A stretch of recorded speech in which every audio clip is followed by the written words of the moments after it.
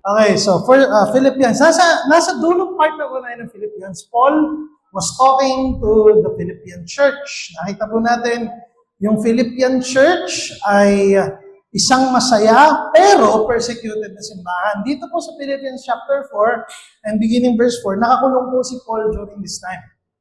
So tatandaan niyo yun, hayaan niyo naiwan sa isip niya na during this time si Paul ay nakakulong. And it's very difficult to see or to understand na bakit parang habang sinusulat ni Pablo to, ibig yung sabihin the whole time na sinusulat ni Pablo to, nakakulong siya. Actually, hindi lang. Actually, marami siyang letters na malamang hindi naisulat kung hindi siya nakakulong. Marami siyang letters, or kung may susulat man, it will take a long time simply because Paul had time to write in the prisons. And during this time, Paul was also in prison. Ngayon, pag tinignan natin yung dulong part, of course, sa dulong part, parang mabilis po yung transition na to kasi patapos na po siya. Para pang pagpalabas ka na ng kwarto, tapos nabibigay ka ng mga instructions sa iyong mga anak, o anak, gawin mo to, gawin mo yan, gawin mo to. Habang palabas ng bahay, pabilis na ng pabilis. Tsaka huwag mong kalimutan yung ganyan. Parang gano'n na nangyayari kay Paul kasi patapos na yung letter. At kung bakit patapos na yung letter, sa practical standpoint, mas malamang kulang ng papel. Yun po talaga. Malamang kulang ng papel. Limited po yung pwedeng mahawakan ni Paul na papel. Kaya sinusulat lang ni Paul yung mahalaga. Kaya binibigyan natin ng emphasis yung sinulat ni Pablo kasi naiintindihan natin yung kontekstong yon.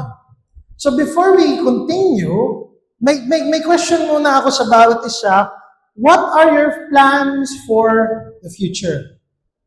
What are your plans for the future? Let me tell you a story. Ayoko mag-panic kayo. Let me tell you a story. Kahapon po, mga around 10 a.m., ang plano po namin ay sa umaga, magagawa po ako ng teaching para sa evening service, which is yung Orani. So, kami ni Jonah pumunta sa wakas kasi gusto rin makita ng aking mga tita at ng aking nila Ma'am Nessa, si Teo. So, sabi namin, sige, doon tayo, pag-lunch, para diretso tayo sa Balanga meeting. May meeting po yung admin ng hapon. So, noong 10, mga 9:30, we got there. Normal na normal po. I was actually, nakaready na po yung tablet, naggagawa na ako ng teaching, nakabukas na po yan. And then, mga around 10:30, bigla pong binaba ni Jonah yung nilalaro niya at sinabi niya, hindi ko maramdaman yung kalahati ng mukha ko. Ngayon, nagbiro pa po ako. Sabi niya, ano kaya to? Sabi ko, kakulangan ng pera. Kung saan niya. Biro pa ako. Tapos hindi siya natawa, talagang nag-aalala siya. So, sabi niya, gumanon siya, umiti. Hindi ko magalaw to. Ngayon, pag may ganun ho, kasi po yung stroke, pag stroke, iniisip niyo puso yun. Utak yung stroke eh. Hindi siya puso eh. Ang una kong iniisip, baka pre-stroke na itong nangyayari sa asawa ko ah. Kaya sinabi sa kanya, baboy pa mo or hindi yung sinabi ko. Tumingin ako sa misis ko at sinabi kong, huwag na tayo magsalita. Or sa isip ko, ayoko na ipaliwanag masyado kay Latita. Kasi Latita, akala namamanhid. Hindi na namamanhid eh, hindi na pagalaw eh. So tara, punta tayo sa ospital. So si Teo, naiwan po doon, then diretso kami sa ospital. Tapos, sunod-sunod na po yun, CT scan, labs, lahat na po. So punta po kami. After namin pagkababa ko kay Jonah, kailangan niya ng IDs niya para sa HMO niya. Nag-drive po ako pa uwi. Chat na ako sa Orani, cancel muna tayo. Una yung misis ko. Cancel muna tayo, pasensya na po, hindi po na ako makakapunta. Pray ko kami. Tapos, chat na ako sa ibang kakilala, humingi na akong panalangin. At yung mga tumatakbo po sa isip ko, ang bata pa ni Teo, sino magpipreach bukas kung sakali. Diba? Ito na naman tayo eh. Hindi naman ako pwede eh. Parang, oy guys, kaya pala, puno yung church bukas. Baka sino pwede sumako. Parang lahat yung tatakbo na sa utak mo eh. Sino sa PM, paano yung ganito, paano yung ganyan. At nagdadasal po kami. And pagkarating ko sa ospital, hindi pa po siya nakalabas. So ako po nandun sa parking. At nag-usap po kami ng Panginoon. Nag-pray po ako. Nung nasa Hermosa po kami ng previous night, normal po lahat. Ang saya-saya nung nasa Hermosa kami. May mga nakadinig ng gospel, may mga customers yung Corbada na nakadinig ng gospel. Ang saya-saya nung gabi. Tapos sa isang iglap, ganito na. At kung ano nung tumakbo sa isip mo, kapatid, mga tumatakbo sa isip, may halong galit, may halong, dapat kasi ganito, dapat ganyan, dapat kung ano-ano. Lahat tatakbo sa utak mo. Parang nabura lahat ng plano. Ang gusto kong sabihin sa inyo mga kapatid, yan, balik naman yung loves ni Jonah, normal naman lahat. And praise God na my wife is with me ngayon. Tapos pagkabalik namin kay Teo, parang wala namang nawala. Naglaro lang na naglaro. Pero ang gusto ko lang sabihin sa inyo mga kapatid na kahit anong plano mo, maaaring yung plano mo ay ilusyon lamang na may control ka sa mga bagay-bagay. Your plans could be only an illusion to the control that you have in your life. Brothers and sisters, the only one that is in control is God. Ngayon, hindi yun salita sa church. Yun ay realidad na dapat yung isabuhay. Diyos ang may hawak ng lahat. Church, pwede ba natin sabihin yun sama-sama? Diyos ang may hawak ng lahat. Hindi po yung cute na salita ng simbahan.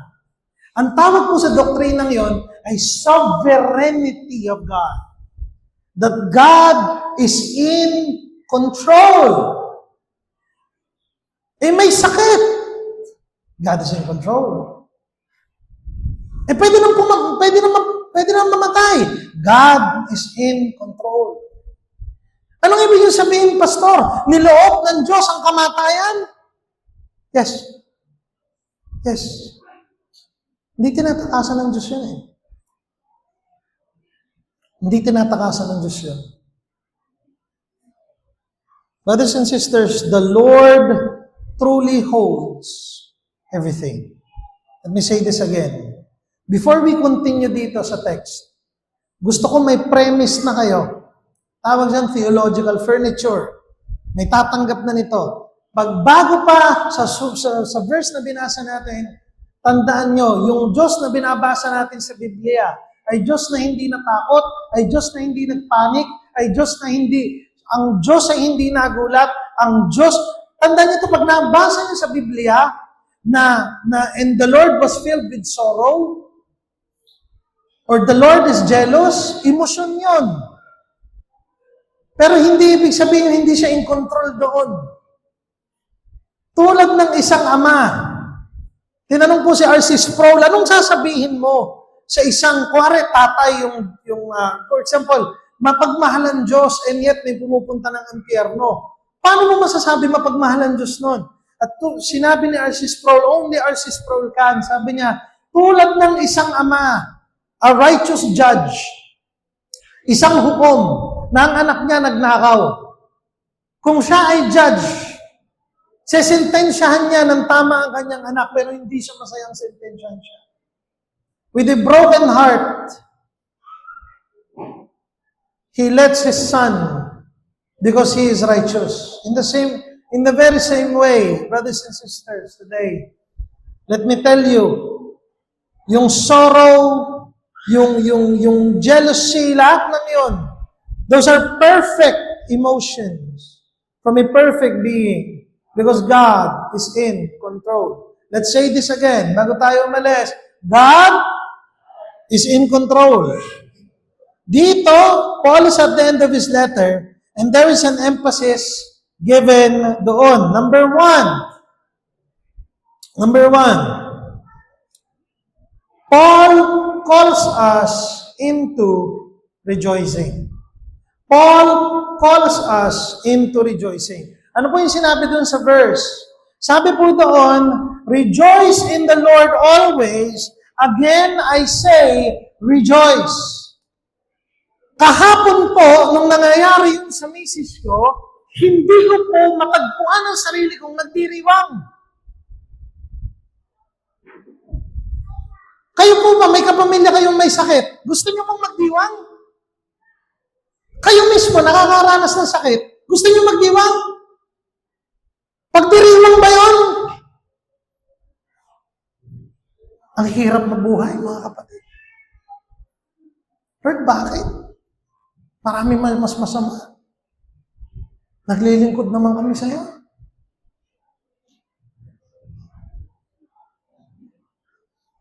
Bakit ganito ang nangyari sa amin?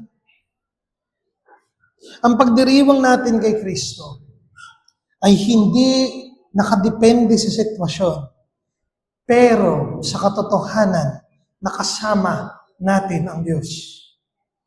Situations will never change our worship.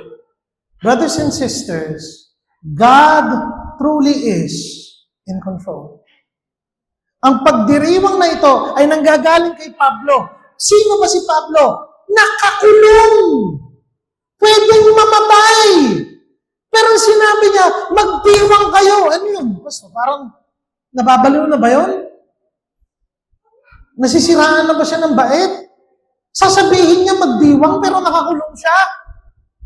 Dito mo makikita ang kaibahan ng isang Kristiyano pag dumaan siya sa pagsubok. Dahil pag dumaan siya sa pagsubok, ang laman magagalit. Merong pride, merong self-righteousness. Si Lord, nagtrabaho ako, minahal ko yung mga anak ko, ganito, ganyan. Tapos ako yung may sakit. Yun ang laman. Anong sasabihin ng Kristiyano? Sinusuko ko sa lahat, Panginoon. Mga kapatid, may laban sa damdamin ng pagiging Kristiyano. May laban. Ang pagsamba natin. Hindi madaling paglingkuran ng Diyos. Pero totoo ang ating paglilingkod. Brothers and sisters, Paul calls us to rejoicing. I want to ask this question. Sa mga CG leaders, kung ngayong linggo gagamitin nyo to, nung number 1 question natin doon sa rejoice, nagdiriwang ka ba kay Kristo sa kahit anong sitwasyon? Put that into note. Nagdiriwang ka ba? Yan ang tatanungin natin sa mga kapatid natin this week. Nagdiriwang ba kayo? Talagang nagdiriwang sa kahit anong sitwasyon? That is our first question. Are you celebrating, honoring, worshiping Jesus despite of your situation today? Anak, pinalaki kita. Bakit ganito yung ugali mo? Panginoon, tumulong ako. Bakit ganyan? Ang dami nating tanong. Sa kalagitnaan ba ng lahat ng yun, nagdiriwang po ba tayo? Are we worshiping Jesus together? Mga kapatid, ito po yung gusto ko malaman ninyo. No?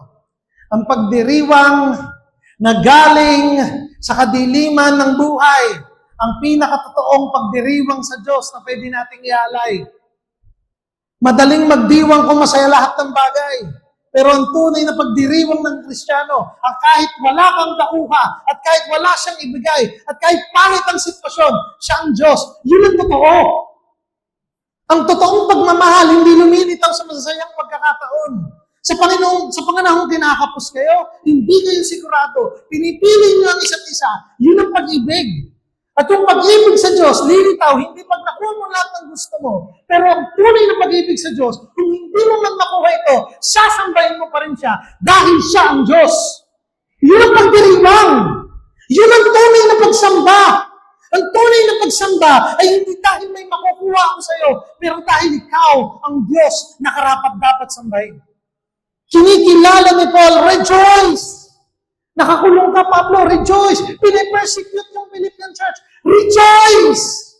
Dahil tayo ay mabubuhay muli kasama sa Jesus, tayo ay pupunta ng langit dahil yun ang ginawa niya para sa atin. Jesus Christ died on the cross for our sins, and eternally, we will be with Him in heaven. Purihin ng Panginoon. Yun ang ating pagdiriwang. Brothers and sisters, are you rejoicing in any situation? At ito pa yung susunod, doon sa rejoicing, maaaring maganda na yung nangyari, hindi ka pa makapagdiwang. Sa mga nagluluto dito, pag sinabi yung luto nyo masarap, ikaw hindi ka nasasampan. Yung pa nga yan eh. Ang ganito pa nga yan eh. Di ba? Ako nagluluto din ako eh. Pag hinain mo, di pa nga ano pa, may kulang pa nga dyan eh. Ito pa, di pa nga nagawa yan eh. Kulang pa nga yung ganito ganyan eh. Ako ewan ko, sila tita, sila cholo, ganun, sila kuya Ronnie, ganun. Pag nagluluto sila, di pa nga napakulo ng maayos yung pastor eh. Ganon. Alam niyo mga kapatid, pasalamat na lang tayo. Hindi pa natin nasasabi. At least mayroon. At the very least, thank God for what we have. Hirap na hirap magdiwang. Tapos pag may maganda nangyari, parang inaasahan may pangit. Ako, may susunod dito, pangit na. Hirap na hirap yung pusong magdiwang sa binigay ng Diyos. Hirap na hirap magpasalamat sa ibinigay ng Diyos sa Kanya. Can you say amen? Parang hindi madali lang pala para sa inyo, buti pa kayo. Pero ang hirap magdiwang kung alam mo, mga pagkakataon ng Panginoon. How can I rejoice? Para may pangit na mangyayari. Ang pagdiriwang natin ay hindi nakadepende sa sitwasyon. So brothers and sisters, again I say, rejoice in the Lord. Magdiwang tayo na tayo ay buhay, na tayo ay sinasamahan ng Panginoon, na tayo hindi iniiwan, na kahit na matigas ang ating ulo, na tayo makasalanan, na kahit mag-absent tayo ng church, na kahit na hindi tayo makapagbigay from time to time, the Lord is with us! Pero huwag kayo mag-absent, lagi kayo matin. Tumingin kayo dito, madami na kayo ko. Bakit? Ay, kayo na kayo ko. The Lord is good to us. Second thing, calls us ni Paul. So we rejoice in the Lord always. Again, say, rejoice. Verse 5, let your reasonableness, sabi sa verse, let your reasonableness be known to everyone. The Lord is at hand. Ano po yung reasonableness? Kasama po niyan yung patience. Pagiging reasonable. Ano po yung reasonable? Ano po yung, for example, ganito po. Kinausap mo yung tao. O, pasensya mo na. Pasensya mo na. Ganito yung tao. Sige na, tama naman. Tama naman. Yun yung reasonableness. Yung reasonableness. Yung reasonableness, yung tendency na makapagbitaw ka ng offense, yung mahirap kang ma-offend, pero madali kang magbigay. You are almost impossible to offend, but very quickly give forgiveness and love. Nakakilala na ba kayo ng taong ganito? Naku, kung hayaan makarating yan dyan, tatampo yan. Iyon ang kilala na hindi reasonable. Kilala siya sa pagiging unreasonable. Naku, sasabihin niyo pa dyan yan. Dadahilan lang yan. Yun yung unreasonableness. Ano yung reasonableness? Malawak yung pang-intindihan. Kausapin mo, kakaintindihan. Hindi magagalit agad yan. Kausapin mo lang. Yun yung sinasabi ni Paul na reasonableness. Na mahayaan mong makilala ka kasi si reasonable ka. Mga kapatid, huwag kayong lumingon. Tumingin kayo dito. Point number 2 pa lang to, 4 to. Ito. Yung reasonableness is ganito. Hindi agad mainit ang ulo.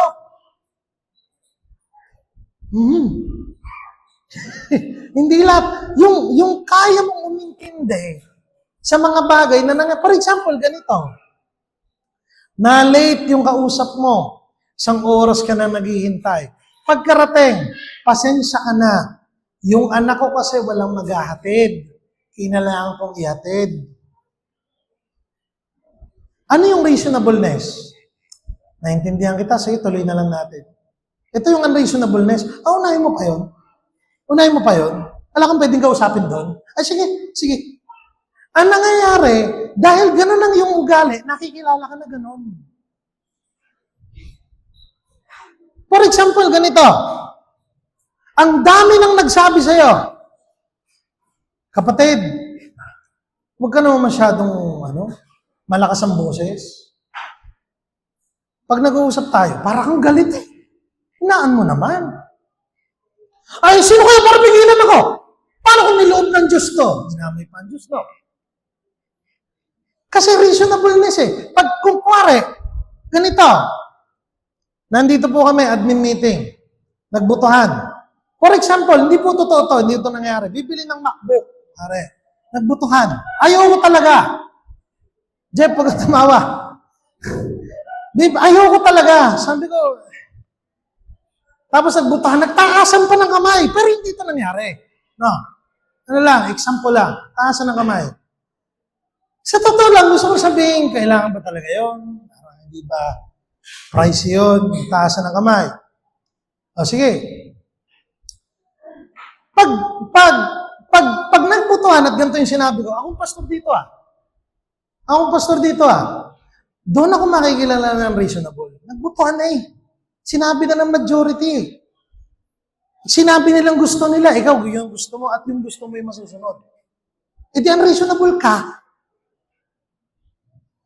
Bakit kayo nakatahimik? May kilala ba kayong ganito o kayo ito? Kasi sinabi sa scriptures, sabi ni Paul, nahayaan nyo lahat ng tao makilala kayo as reasonable. Na pag kinausap mo yan, ang una nilang sasabihin, sige, pare po ako. Sabi mo si Paz, malawak yung pangunawa niya.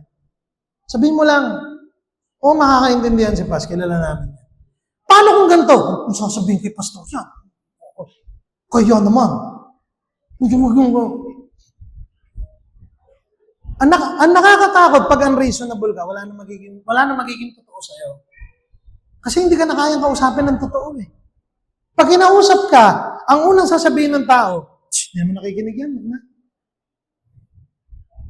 Tapos dahil walang nagsasalita sa'yo, feeling mo, tama ka lagi. Wala na nagsasalita sa'yo eh. Wala na nagsasalita. By experience to mga kapatid. Wala na nagsasalita sa'yo. Therefore, ang iniisip mo, siguro natututo sila sa akin. Siguro hinahayaan nga lang nila. Ako ang tama dito. Hanggang sa makita mo, hindi ka pala tama. Pagod na lang lahat sa'yo. Napakahirap na nakakapagod na tao. Mahirap na nakakapagod ka sa iba. Pag unreasonable ka na, as an unreasonable person, ang hirap mo nang kausapin, ang hirap mo nang bigyan ng reason. Bakit ba tayo magpapatawad? Kasi ganito, kasi ganyan, kasi ganito, kasi ganyan. At hindi mo na tinatanggap, kasi hindi mo na gusto, nagiging unreasonable ka na, ang nangyayari, yung iyong ugali, nakikilala ka as unreasonable. I praise God that people would tell me the truth. Because if people tell me the truth less, that just means I'm being unreasonable. Brothers and sisters, Paul calls Christians na makilala for their reasonableness. The question for you today, am I reasonable? Number 2 question, are you reasonable?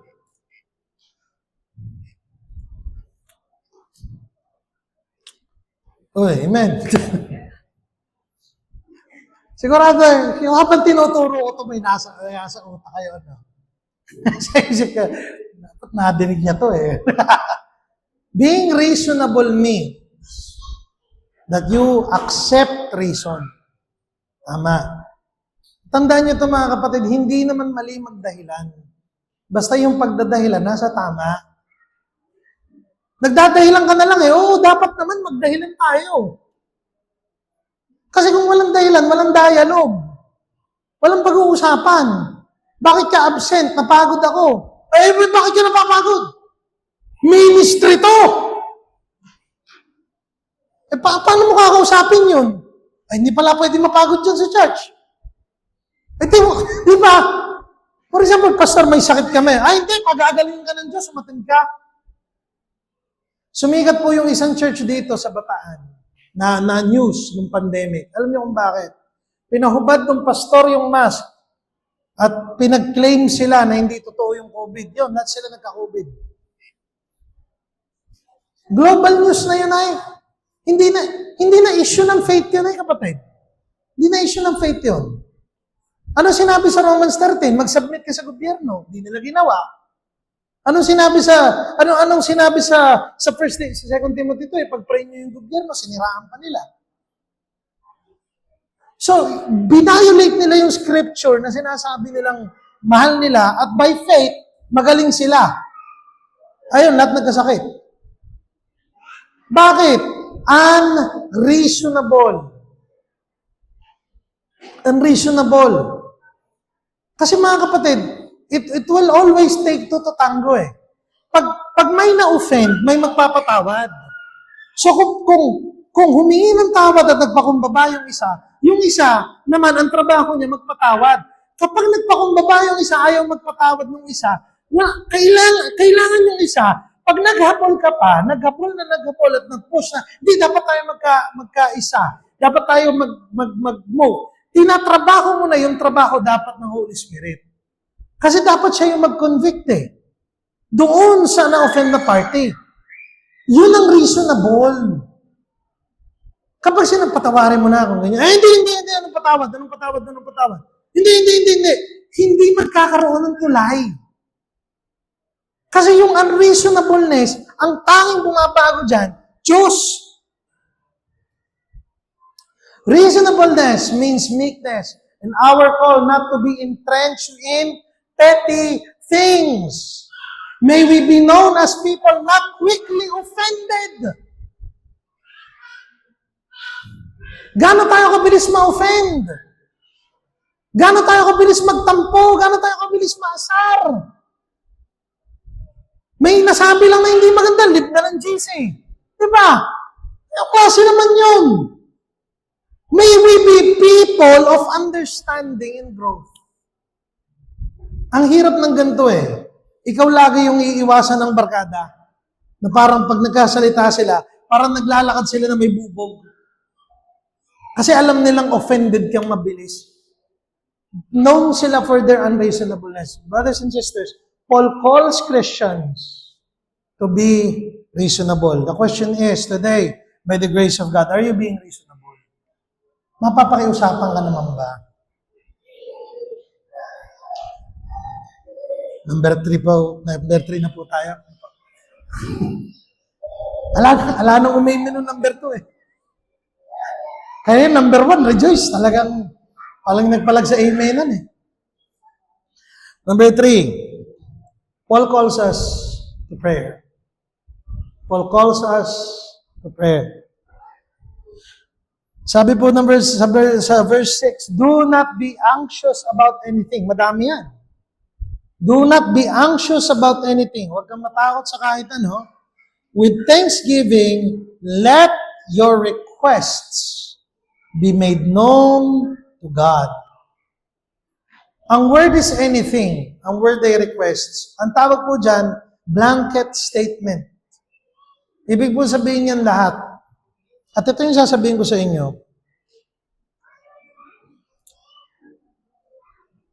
Brothers and sisters, prayer really is the answer for our anxiety and fears.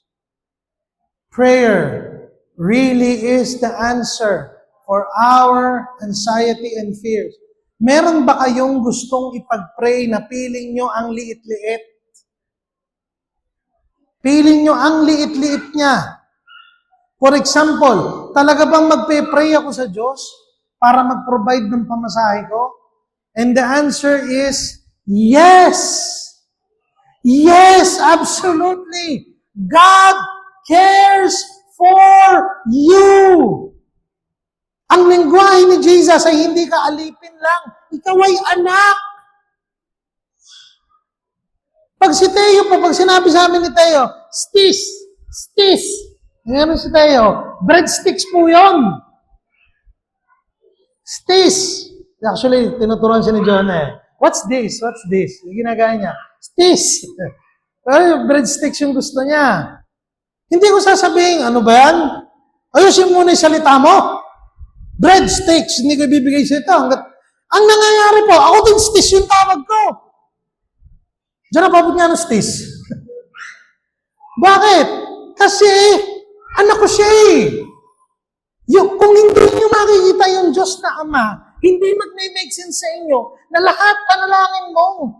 Panginoon, nag-aalala po ako. Natatakot po ako. Hindi sasabihin ng Diyos, wala ka bang pananampalataya? Mahinang nilalang.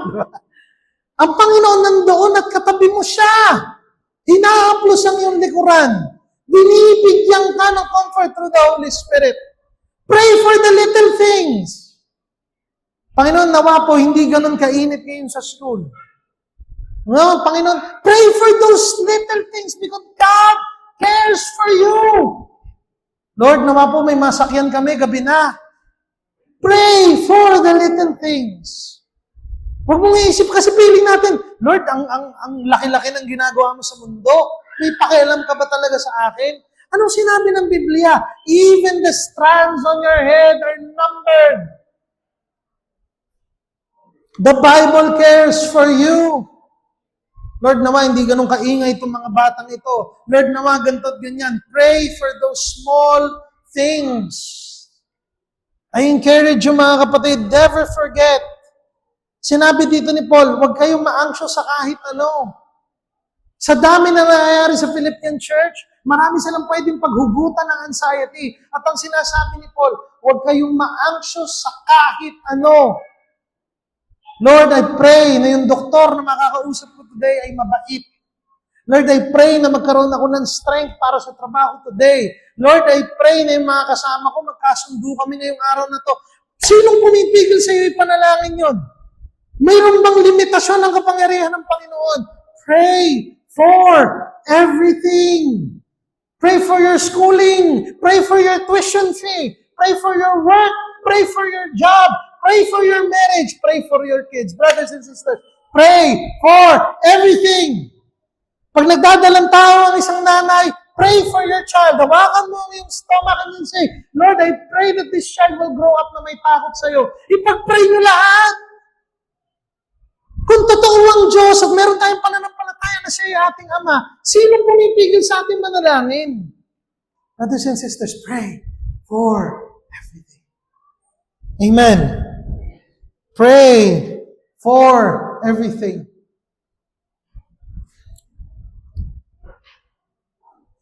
God cares for the things you care for. God cares for our lives. God cares for us. Hindi po masamang maging prayer to. Panginoon, single ako, malungkot na ako. Hindi nyo naman ako mapapangasawa. Lord, malungkot na kami mag-asawa. Bigyan niyo po kami na anak. Lord, bakit mo iisipin? Ang dami pang iwiwi ng Panginoon eh. Sino ba ako? Ang tawag doon, pride eh. Pride ang tawag doon eh. Pray for small things. Pray for the things that you know will bring honor to God. Prayer really is the answer to everything. So ang tanong mga kapatid, do you pray for everything? The third question is, do you pray for everything? Do you pray for all things, everything, anything? Kayo ma-anxious lang basta. Idaan nyo sa panalangin, mga kapatid. Hala, paano kung ganito? Pray for it. Pray for your child. Pray for your life. Sabi po dito, sa verse 4, Paul reassures us. Sa pang-apat na verse, Paul reassures us of the peace of Christ. Tingnan yung verse 7. And the peace of God, which surpasses all understanding, will guard your hearts and your minds in Christ Jesus. Ano ibig sabihin?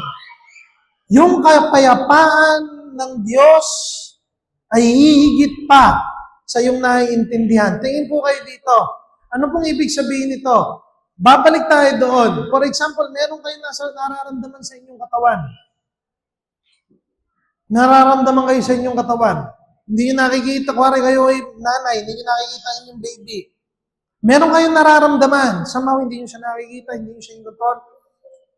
Bibigyan kayo ng comfort ng banal na spirito na hindi nyo maintindihan kung bakit kayo payapa sa isang bagay. Hindi nyo maiintindihan. Kasi yun ang sinasabi the peace of God that surpasses understanding. May sakit, pero hindi kinakabahan. Bakit? Hawak ng Diyos ang lahat. Hawak ng Diyos ang lahat. Saan ka kukuha ng pambayad? Anong gagawin mo? Hawak ng Diyos ang lahat. Ang hirap maging Kristiyano kung ang pang-intindi mo lagi dapat masatisfy.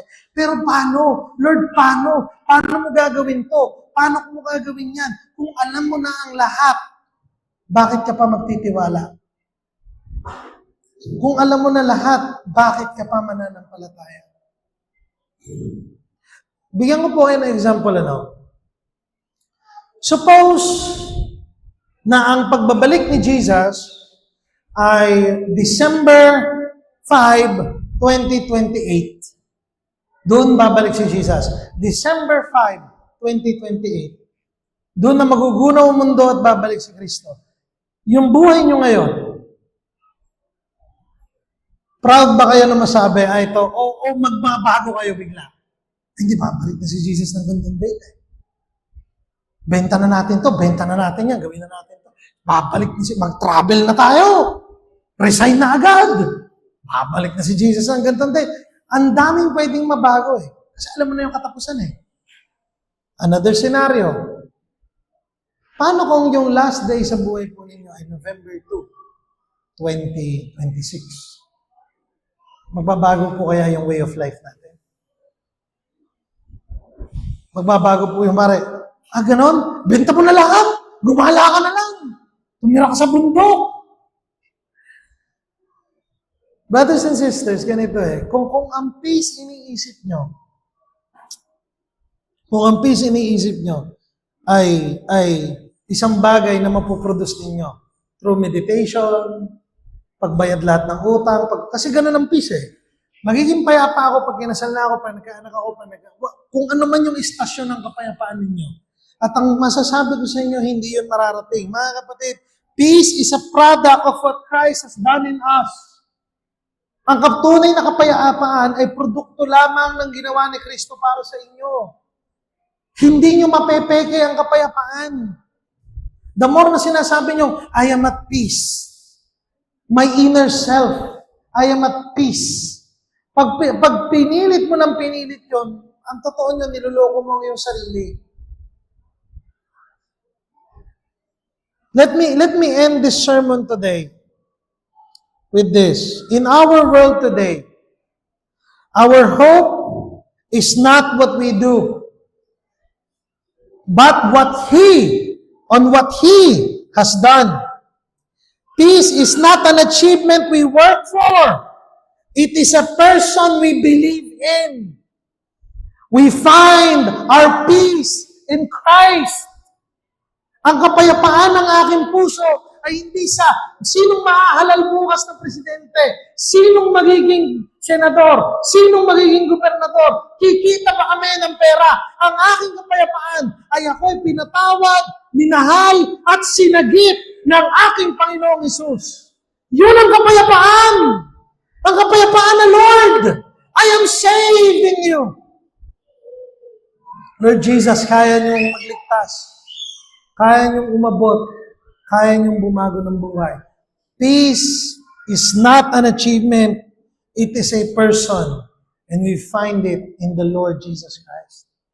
Brothers and sisters, sinabi dito ni Paul, babantayan ni Jesus yung puso yun ng peace. Kaya mga kapatid, may Asian story. Si King Nero, nagkaroon ng sunog sa Rome na sinisisi si King Nero to the point na gusto na ng taong i-overthrow yung kaharian ni Nero para mapagtakpan yung nangyari. Ang ginawa ni Nero, sinubukan niyang baguhin yung script at sisihin yung mga Kristiyano. To the point na kinuha niya yung mga Kristiyano at doon sa Coloseo, nilagay niya yung mga Kristiyano at pinakain niya sa mga leon. Pinakain niya sa mga leon. At nung kinain yung mga Kristiyano, history tells us, umaawit pa sila habang inaatake ng mga leon. May leon, pag may leon na papunta sa akin, hindi po ako mag-praise God from Book of Blessings flow. Pag papunta po yan, kahit mabagal po ako, tatakbo ako. Hindi ko po sasabihin, praise God from Hindi po gano'n. Hindi gano'n ang mangyayari. The fact that these Christians sang as they were. Can you imagine si Peter umiiyak nung pinako siya? Dahil nagmamakaawa siya na baliktarin ang krus. Dahil hindi siya karapat-dapat ipako tulad ni Jesus. Ano yung guilt na dala ni Peter nun? Tingin nyo na natakpan yung guilt ng libu-libong naniwala kay Kristo? Tingin nyo natakpan yung guilt dahil may libu-libong naging Kristiyano sa ministry ni Peter? Araw-araw. Sumpa din yung nangyari kay Peter eh. Araw-araw tumitilaw kang manok. Bawat araw naaalala ni Peter yung ginawa niya. Pag natulog siya, kumari, isipin niyo si Peter, no? Masaya nung gabi. Ay, ang daming naniwala kay Jesus. Ang dami. Si Pablo, praise God yung ministry. Pagkagising, tiktilaok. Tinaksil ko si Jesus. Hanggang namatay siya. Hindi umalis yung guilt ng puso niya. I stand in front of you, knowing my sins. And as many people as are coming to the churches, I know my sins. And the only peace that I have, Panginoong Isus kayong may hawak sa buhay ng mga tao ito. Brothers and sisters, ito ang ating kapayapaan na si Kristo Jesus ay hawak ng ating buhay. Purihin ang Diyos na buhay.